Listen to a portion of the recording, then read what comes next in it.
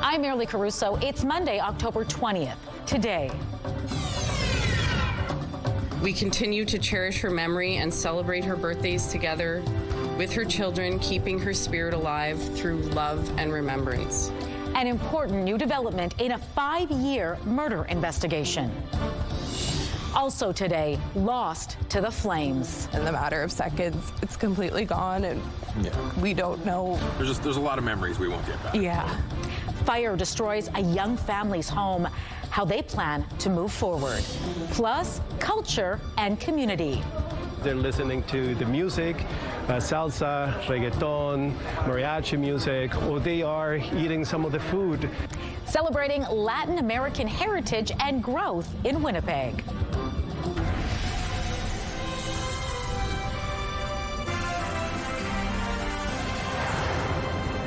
Good afternoon. Thanks for joining us. 5 years after she disappeared in a case that involved close to 60 police officers, RCMP had made arrests in the murder of Melinda Lynxleg. CTV's Joseph Bernacki was at the RCMP news conference today when the announcement was made and joins us now live. Joseph, tell us about these arrests. Merrily, RCMP say earlier this month officers arrested 3 people. The 3 are charged with second-degree murder and offer indignity to human remains. To give you an idea of where this all took place, Lynxleg was from Valley River First Nation between the towns of Roblin and Dauphin. Her sister reported her missing in April of 2020. 3 years later, in June of 2023, her body was discovered at an abandoned property in San Clara, a small community north of Roblin. Lynxleg was 40 years old when she disappeared. She was an aunt, a sister, a daughter, and a mother to 6 children. Her family wasn't there today, but RCMP Sergeant Morgan Page read a statement on their behalf. While this development brings a sense of relief, it also reopens the deep pain and emotion we have carried since her tragic death more than 5 years ago. Melinda is forever in our hearts. We continue to cherish her memory and celebrate her birthdays together with her children, keeping her spirit alive through love and remembrance. Her children hold close the memories they have of their mother, and at this time we have chosen not to share with them the details surrounding her death. Joseph, did RCMP say what took them so long to make these arrests? Merrily, RCMP staff Sergeant Page says this was an extremely complex investigation. It involved several RCMP detachments, and over the last 5 years, close to 60 officers took more than 150 statements. They say going through evidence for thousands of hours led to the arrests of the following 3 people. 42-year-old Kurt Kenneth Allaire from Roblin, 38-year-old Miles Malcolm Allaire from Russell, and 46-year-old Billy J. Lynxleg from Valley River First Nation. All 3 will remain in custody until a future court date. Joseph, do RCMP expect to make any more arrests in this case? Merrily, they say their investigation is ongoing.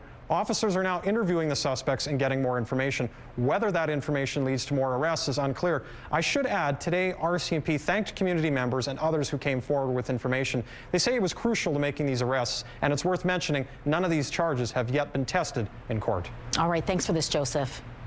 A couple says they're taking things hour by hour after their home was gutted by fire over the weekend. This is all that remains of Dallas Moore's childhood home just southwest of Selkirk, where he was living with his partner and infant daughter. The couple says they left their home for about 20 minutes Friday evening to pick up food and returned to a house filled with smoke. Moore says as soon as he opened the door, a rush of oxygen ignited the flames and the house was soon engulfed. It hurts, but you know, at the end of the day, everything in the house can be replaced. The only thing we really care about is our dog. Yeah. That's the biggest thing that we're dealing with in our loss. Yes, everything compared to that is minuscule, but it is still very heartbreaking when you pour everything, your everyday life, work so hard to make this beautiful home that we brought our daughter home into, and in the matter of seconds, it's completely gone, and we don't know. There's a lot of memories we won't get back. Yeah. Moore managed to run into the house and bring their 2 dogs outside. However, one of the dogs died. The couple is immensely grateful for the outpouring of support from the community and donations they've received from strangers. The cause of the fire is still under investigation. Police are warning the public about a high-risk sex offender expected to live in Winnipeg. 30-year-old Sheldon Nelson Flett was released from Milner Ridge Correctional Center today. Flett has a lengthy rap sheet, including convictions for sexually assaulting a 16-year-old girl, aggravated assault, and possession of a weapon for a dangerous purpose. Police say he is a high risk to reoffend in a sexual or violent way towards women and girls. He's described as 187 pounds, 5 feet, 8 inches tall. He also has tattoos on his arms and hands and is missing the middle finger on his right hand. Cannabis sales are lighting up revenues for Manitoba Liquor and Lotteries. The Crown Corporation's annual report says growth of cannabis flower, extracts, and edibles are outpacing alcohol and gaming. Liquor and Lotteries says cannabis revenue rose by $16.5 million during the year ending on March 31st to just over $170 million. The 11% growth far exceeded casino revenues and alcohol sales growth. However, liquor is still the largest source of revenue for Liquor and Lotteries. The Crown Corporation says the increase in cannabis sales is due in part to easier access to retail stores in Manitoba. As of March, there were 229 cannabis stores operating in Manitoba. A new report shows the Manitoba government is taking longer to respond to Freedom of Information requests and is collecting more money from people seeking information. The province's annual report on its Freedom of Information law says 55% of requests were completed within the law's guidelines, which is 45 days. But that number is down considerably from previous years. The report says the government collected $13,000 in fees from applicants last year. That's more than 3 times the amount charged in previous years. Finance Minister Adrian Salas says processing requests slowed down as they centralized the system. He says that is being addressed. As for the fees, Salas says the government is standardizing its approach and applying allowable fees which may not have previously been charged. Anyone who's ever been moved by a performance knows how important art and culture can be. And now a new report is showing the financial impact of the arts to Manitoba's economy. According to a new report by the Manitoba Arts Council, the arts and culture sector adds more than $1.75 billion to Manitoba's economy each year. That's roughly 3% of Manitoba's GDP, and officials say is similar to the amount gained from the commercial construction industry. So when you add this up, the Arts Council says it means for every dollar spent, $10 was generated from other sources. It also sustains over 20,000 jobs. We see that well over 1.7 million Manitobans engage in arts and culture activities every year. And of course, we know that it contributes to healthy humans through arts education and in so many positive ways. The study also indicates arts and culture play a big role in tourism. If found, tourists participating in arts and culture spent more than $477 million in 2023, twice as much as non-arts and culture tourists. A local charity needs your help making sure children stay warm this winter.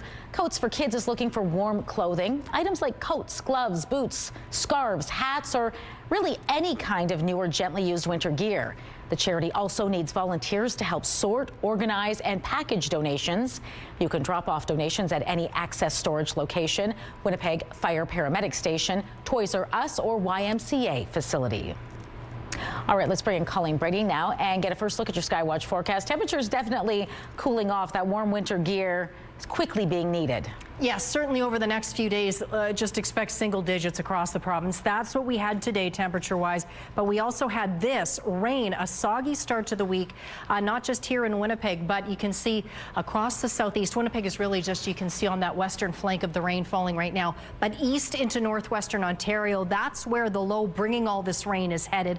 I'll have more on how much is expected to fall yet tonight, when it gets out of the way, when the sunshine returns, and when the temperatures will heat up a bit. All that to come this week and in the next few minutes. But for now, let's take a look through the Bath Fitter Live Eye.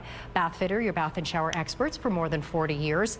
Looking through those raindrops on the camera lens, there it is 6 degrees as the rain falls lightly over the city. Winds out of the west at 14 kilometers an hour. The pressure is rising and the humidity is 88%. And on this Monday afternoon, a live look down into Osborne Village. Busy as you might expect there, but you can see the streets are wet, so please do drive to conditions tonight. Thanks, Colleen. Making the Grey Cup is still a reality for the Winnipeg Blue Bombers. We'll show you how they kept the dream alive in dramatic fashion. Plus, back to Kyle Connor. Shifley, score! A milestone marker for a Winnipeg Jet, what Mark Shifley achieved during a weekend game against Nashville. It's a half hour of local news. Stay with us.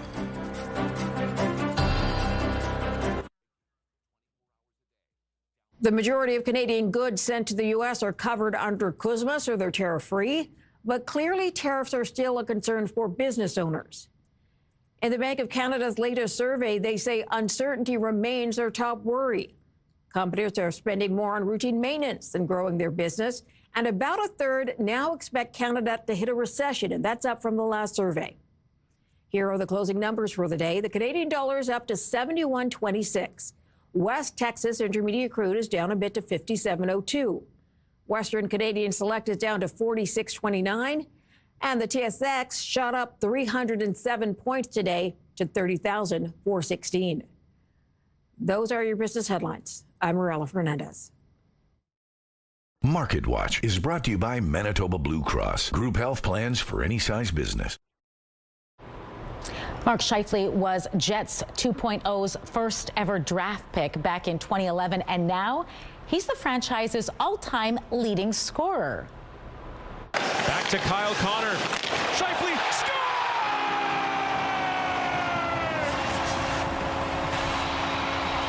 And there is career point number 813. Shifley set the new club record with that power play marker against Nashville Saturday night.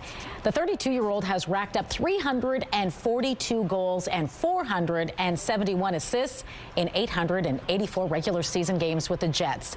And he passed former captain Blake Wheeler to claim the top spot.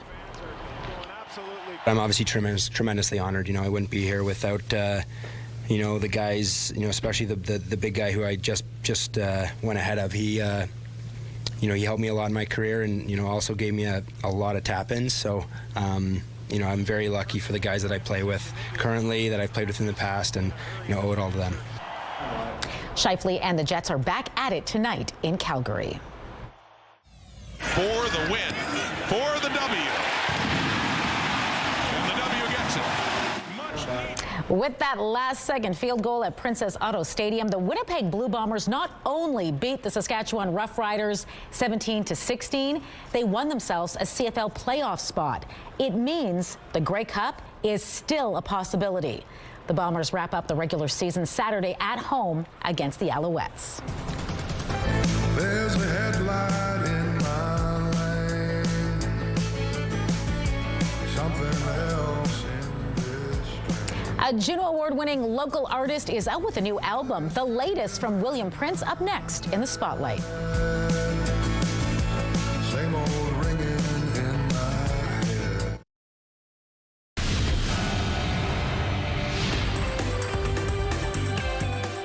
Spotlight, sponsored by the Casinos of Winnipeg, presenting Prism and Haywire. Colleen Brady is back now for Spotlight, and we're kicking things off today with some new music from a Juno Award-winning local artist. Very exciting, Marilee. Manitoba singer William Prince has a new album out soon, and he'll be going out on a North American tour. Hear the sound as it rings and it pulls me away.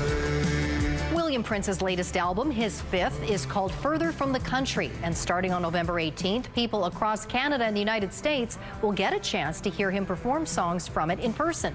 Prince will start his tour in Brooklyn, New York, and then will be performing everywhere from Hollywood, California to Vancouver, BC. He'll also have a show right here in Winnipeg, of course, at Centennial Concert Hall on Saturday, April 25th. The Hoop and Holler Folk Festival is an annual summer tradition right here in Manitoba. But you won't have to wait for temperatures to warm back up to feel the heat of their sizzling performances. The festival is launching a new Christmas show called the Christmas Spectacular. It's on December 12th and will feature Red Moon Road. This Friday, the 2025-26 Homestead Concert Series gets underway. It will have 5 shows featuring a mix of both local and international acts. For information on all the events, go to whoopandholler.com. All right, here's a question for you. Do you still have old cassette tapes or vinyl records in the basement or in a closet somewhere? Yes, and CDs. Really? Yes. Oh, yeah. Like you don't? Mixtape? Well, Mixtapes for sure, yes. Yes, you know, I got rid of all those despite my husband's very sadness over it, but I do have records still. I've culled some of it, but I do have quite a bit of all of it. But well, yeah, I mean, listen, we're moving forward though, right? It's the digital age, of course, apparently. And there are still many people who, like us, have some old school physical media. They flocked to Kaboto Center on Sunday. More than 90 tables of vinyls, CDs, tapes, and other memorabilia showed up for music lovers. Organizers say it is the largest record sale in the province, with some vendors from Ontario, Saskatchewan, even British Columbia. They say one of the reasons why the physical media is making a comeback is nostalgia, but that's not the only reason. What's really interesting is the young people grasped onto vinyl records about 15 years ago, and it was only a few years ago where vinyl started outselling CDs. It's the fact that the young people have, you know, grasped the analog way of thinking, you know, and vinyl records is just one of those things. Organizers say the nice thing about music is bringing people together, whether it be a buyer or seller. They will bump into people they have never seen before. The next date for the sale will be in March. I am a sucker for listening to records, but I'm tired of rolling the tape back up in those cassettes. I remember the pencil and all, yeah, no more of that for me. Yeah. Well, back in the day. You hinted about some Christmas concerts a little earlier in Spotlight, and Christmas is ordinarily peace and joy, time of happiness. Not necessarily in this new Hollywood movie, though, you're going to tell us about. No, it's called Silent Night, Deadly Night, and it was shot right here in Manitoba. 'Twas the night before Christmas, the house locked up tight. Now, this is the trailer for the horror film Silent Night, Deadly Night. The movie was shot in Winnipeg, Selkirk, Stonewall, and St. Adolphe. Film buffs may realize this is a remake of the 1984 movie with the same title. The 2025 version hits theaters here on December 12th. This was done before. Apparently. Oh boy, okay. We're gonna do it again. Well, Winnipeg there are some, Manitoba style. Yeah, speaking of creepy stuff, there are some fantastic Halloween houses all around the city if you're looking for a scare. That's right, and we're looking for a Halloween house to feature on CTV Your Morning Winnipeg. If you think yours fits the bill, you could win a $500 gift card from St. Mary's Nursery and Garden Center, pretty good, and have the chance to show off your Halloween house live on Your Morning Winnipeg with a visit from Ainsley McPhail. Lots of fun there. Now, to enter, head to our contest page at ctvwinnipeg.ca, fill out the form, and of course, submit your pictures. I can't wait to see all the entries. Me neither. Very cool. Thanks, Colleen. You're welcome. The Voice kicks off your primetime lineup at 7. The Weakest Link is next at 9. And Tracker wraps up the night at 10. It's all right here tonight on CTV. Out on the roads, soggy out on Portage Avenue, east and westbound in front of Polo Park. Traffic, well, at a standstill while pedestrians cross the road. But again, drive to conditions. It is still raining out there. I will show you for how much longer coming up. Women's clothing provided by RW & Company. Salon services provided by S&Teak Spa Salon.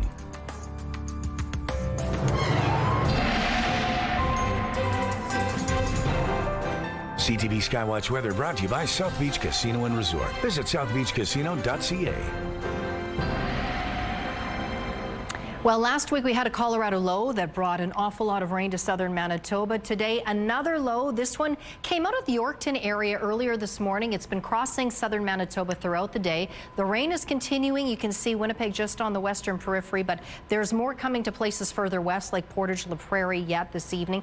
But east into northwestern Ontario, that's where this low is gradually headed. So these areas will see up to 10 millimeters of rainfall. Back on our side of the provincial border, we should see lesser amounts in the order of about 5 millimeters. Earlier today, it looked like this wasn't going to reach Brandon, but now with the revised forecast, it looks like you will see some of that rain swoop as far down into the southwest as Brandon and the surrounding areas. But look at this. There may even be a little bit of light snow mixing in. Some wet snow is apparently crossing Saskatchewan, and some very strong winds whipping up in behind this low as it pulls out of that province and moves across ours. Later tonight, you can see that rain still coming down quite heavily across much of the south, east into northwest northwestern Ontario. Northern Manitoba, this misses you for the most part. Cloudy up there.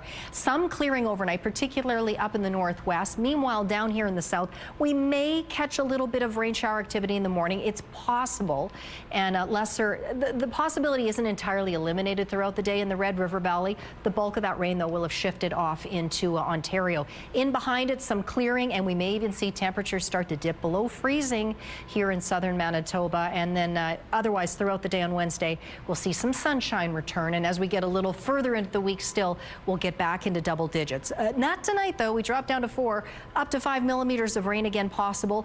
Winds will be light this evening, but overnight, 3-4 in the morning. Again, as that low starts to push along off to the east, winds will whip up in behind it out of the north, 40 gusting to 60. Strong north winds tomorrow. Low chance of showers throughout the day, otherwise cloudy with a high of just 7 degrees. Then we get to the long range. Mix of sun and cloud Wednesday up to 8. We do that again on Thursday. Then Friday looks lovely to set up the weekend. Sunshine, 11 degrees, 14 and sunny on Saturday, 13 degrees on Sunday. A mix of sun and cloud with a slight chance of showers. Let's look at our first weather photo. A very fall feel today to our picks. This one up at Winnipeg Beach. That photo is from John. Now, Kathy was out taking a walk in Oak Bank, and she snapped that beautiful photo of those gorgeous fall colors. Email us your weather photos to winnipegweather@ctv.ca. Thanks, Colleen. The Latin American community in Manitoba started a new chapter Sunday.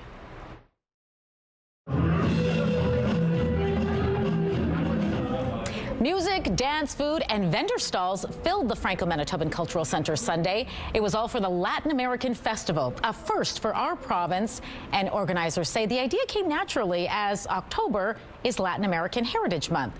They add Latin American culture might be something Manitobans are already familiar with.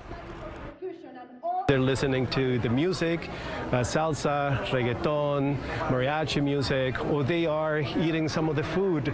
They're eating tacos, pupusas, empanadas, and is bringing the cultural context of the things that maybe Manitobans are already enjoying. Velasco Acosta says the growth of the Latin American community is exciting. Boy, that looks good. Yeah, food looks pretty exciting, too. Music, always great. Yeah, I'm sure that was a lot of fun. Yeah, a lot of fun. Yeah. First of many, many to come. Oh, look at, they're going to make us hungry. All right, grab a snack, but don't go far, because we'll be back at 6 o'clock with much more local news. Hope to see you then.